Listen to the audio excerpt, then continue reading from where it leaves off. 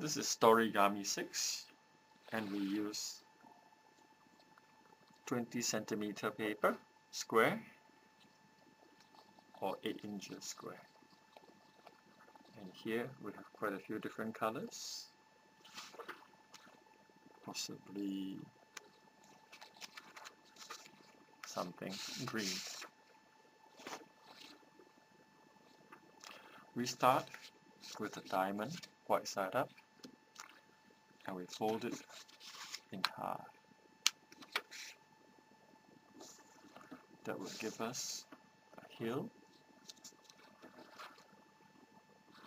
And people come and visit this hill in pairs.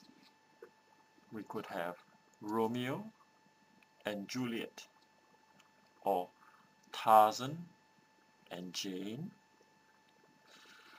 John F. Kennedy and Jackie, Napoleon and Josephine, or Jack and Jill. And they both go up the hill right to the very top here, one on one side, the other one on the other side. When you go, wait, they forgot to bring something along. What did they forget? To get a pail, an empty pail or a bucket. So they now have to go all the way back down to the bottom of the hill. That's here and here. And when they get down to the bottom of the hill, they have to go searching for the bucket. So Jack searches out through this area, and Jill searches out through that area. And you will notice that when they go searching, that's almost horizontal from this tip to that tip.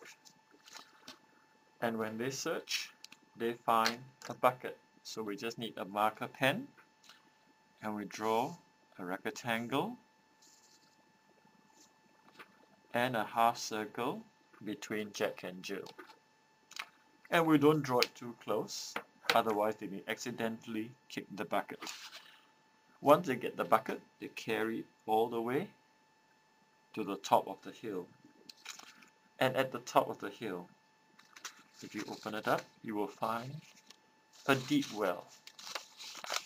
It's a nice deep well with 2 sheets of water.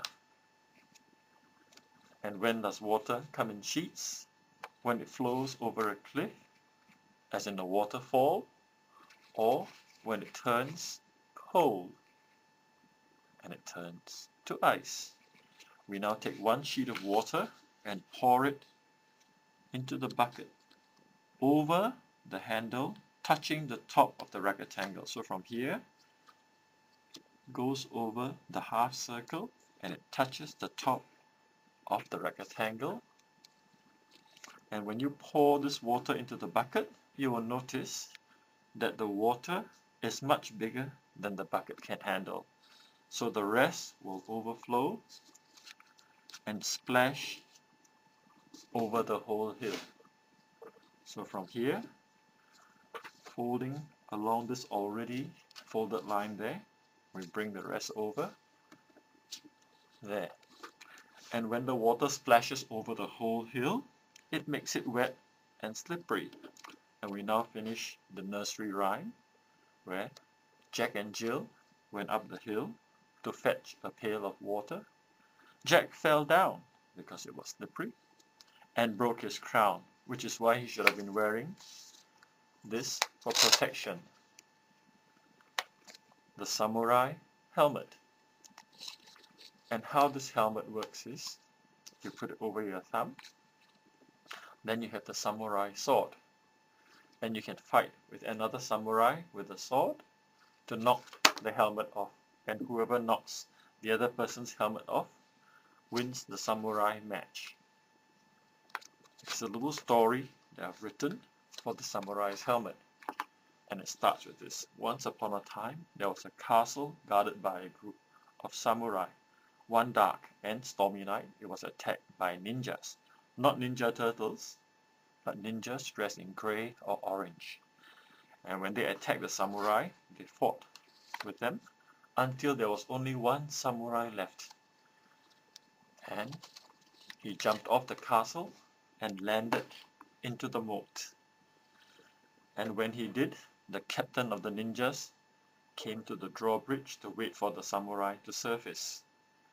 The samurai held his breath for about 2 minutes till he started to turn green. After which, they saw the helmet come up to the surface, and when the helmet came to the surface, the ninja took out his special weapon and attacked. And he cut the helmet across there. But there was only the helmet, there was no body, there was no samurai. At which point the helmet shook and shivered and then swam away. Now to turn this helmet into a fish, you need to do a cut from here along till there and stop at that point.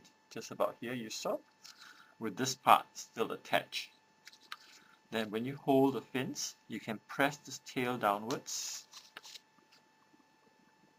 until it creates an equilateral triangle at this point. Press that in and flip the whole tail completely upwards. So from here, you flip it completely upwards.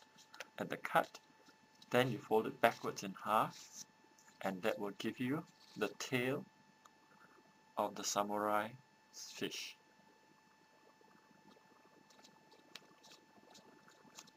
And that is